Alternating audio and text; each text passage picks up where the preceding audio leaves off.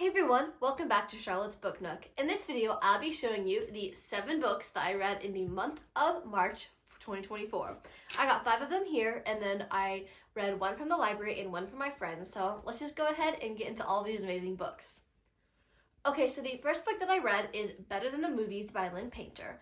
My friend lent this to me because it was almost your birthday and we were having a sleepover, and the other girl that was there that is a friend of mine had read it as well, and when all 3 of us wanted to be able to say that we had read it. So I had 2 days to read this. I didn't accomplish it. I did accomplish it in 3 days though, and I really enjoyed this. As you guys know, I don't read much romance because number 1, it's usually not very clean, and number 2, it's usually pretty boring to me. I don't know. I like it when it's a subplot, but not like when it's the whole plot. But I actually really enjoyed this book, and I think it's because of the characters were so likable. So the main character's name was Elizabeth or Libby or Liz, and she was really cool. She had like a thing for like watching like rom-com movies and stuff, and I feel like that was kind of her whole personality. But I really enjoyed reading about her and everything going on. It could be a little dramatic at times, but what can you expect from a rom-com? So I rated this book about a 4.5 stars because there was some bad words in it, which I really don't understand why they have to put that in books. So I'm giving you guys that warning. Other than that, pretty clean. I would recommend it if you like romance, but probably for an older audience, 14 and up.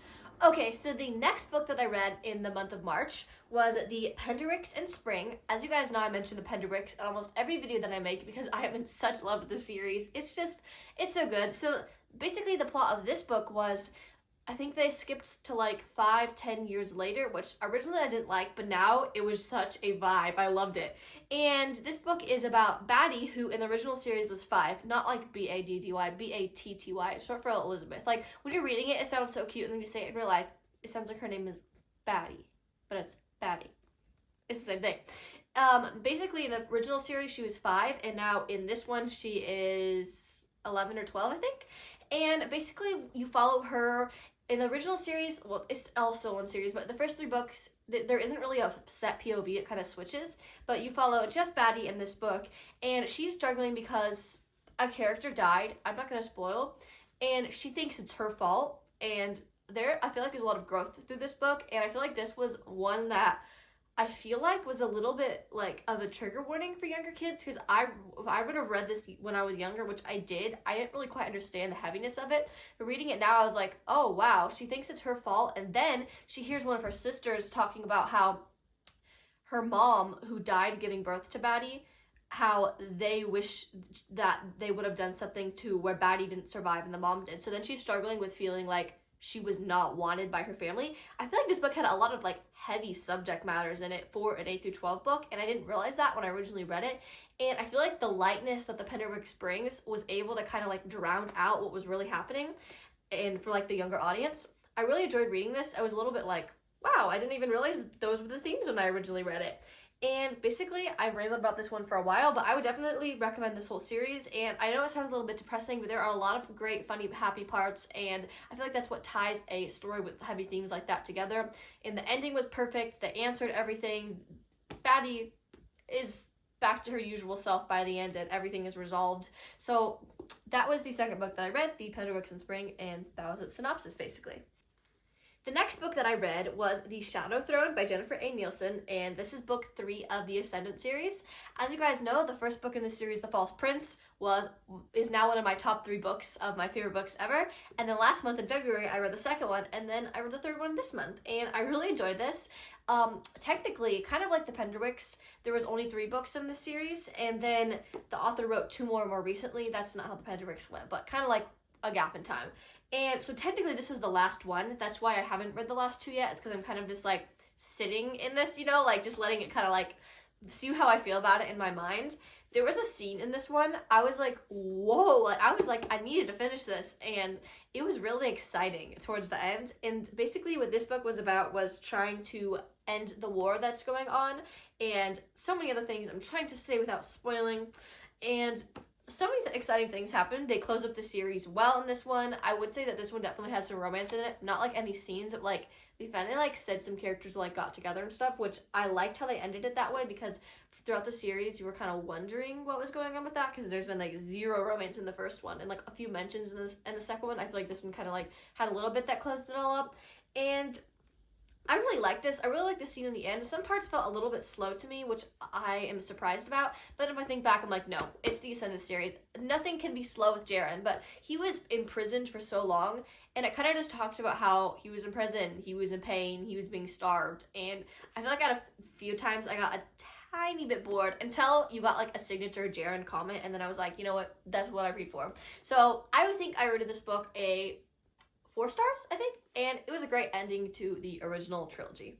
The next book that I read is book 3 in the Percy Jackson and the Olympian series, The Titan's Curse. This book was quite a struggle for me to get through at times, so I finally just switched to audiobook for it. This one, it wasn't really my favorite, I'd have to say. I don't know. It's my brother and my friend's favorite book in the series, and I don't know. I liked parts of it, other parts felt so slow to me. Percy Jackson kind of does that to me sometimes. I really like it until I don't. I think I like the idea of it and sometimes not the actual series. Like, I love the first one. I'm going to talk about the fourth one. I absolutely loved that one. But this one just, it felt a little jumbled. It felt a little hard to read at times for me. I think I rated this one a 3 stars. Yeah, it was a journey to get through this book. I'm really glad that I finished it, but like I said, not one of my favorites in the Percy Jackson series. And like I mentioned a minute ago, I also managed to read the entire 4th one in this month, which says a lot since I've been reading the 3rd one for like a year at times because it was so hard for me to get through. I read this whole entire one in this month. I did listen to it, but still, it was so easy to get through. I really liked the labyrinth. I really liked how they were going through it and all the crazy things it would throw at them. I never felt like there was a scene where I was just like, oh, let's get on with it. I have heard people say that they got bored from this book because they were in the labyrinth for so long, but I really enjoyed it. It kind of reminded me of the first one where they're just on an adventure, and that's what I love so much about the series. And then there's unexpected things, and I really enjoyed it. This one was cool. Basically what they're trying to do is, how do I say this without spoilers? They're going through the labyrinth to try to accomplish something, and there's a lot going on, and they have, I feel like, close up a lot of things that have been happening in the series. So I'm really glad that this was the 4th one. I feel like they did a great job doing what you should do in the second to last book in a series, and I really enjoyed some of the tension between the characters, and basically I really just enjoyed this book itself and them traveling through the labyrinth. That's all for my stack, which means we have one book left, and that is Keeper of the Lost Cities 8.5. Can we just give myself a round of applause for a minute, because I have been reading this book for like 8 months. I know that's so dramatic, but it's probably true. I had such a hard time getting through the first part of this, so I finally just gave up. I read the novella. I like devoured it. It was amazing. Like, Keith's POV. I loved it. I know. I'm going to mention again how we're getting 9.5 to just sit in that for a minute. I loved it so much. The first part, though, all the character guide, it was so boring to me because I don't forget things easily from series that I love. So I remembered everything they were telling me. It was honestly like reading a textbook, I felt like, but I already knew all the information. So you know what I did? I gave up. I know that's kind of dumb, but I went through, I like looked at all the recipes, I like took pictures so I could make some of them. I did like the quizzes, I looked at all the art, anything that had drawings on it I read, even though I knew a lot of it. But like when it was naming all of the counselors, do I really care? Or like when it was naming every species in the planet, like, I'm sorry, I'm a fan, but if that's considered a mega fan, then I'm not a mega fan. So I think I read the novella part of this book, 5 stars, and then the character thing in the beginning, like 3 stars, 2.5, 3 stars.